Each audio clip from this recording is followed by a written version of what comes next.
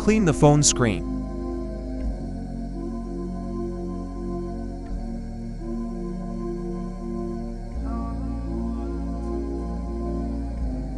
Fold the sheet sideways and remove the cut from the sheet. Make sure all 3 layers are removed from the sheet. Place the cut over the phone. Check if the alignment is correct. If the alignment is incorrect, lift all the 3 layers and adjust the alignment.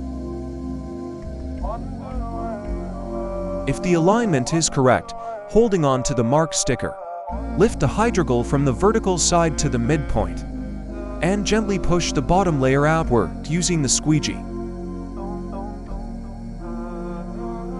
Follow the same procedure on the opposing side.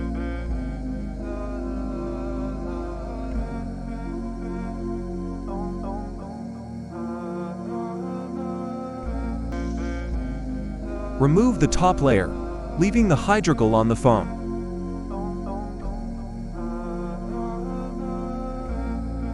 Using the squeegee, push out the bubbles in the corners.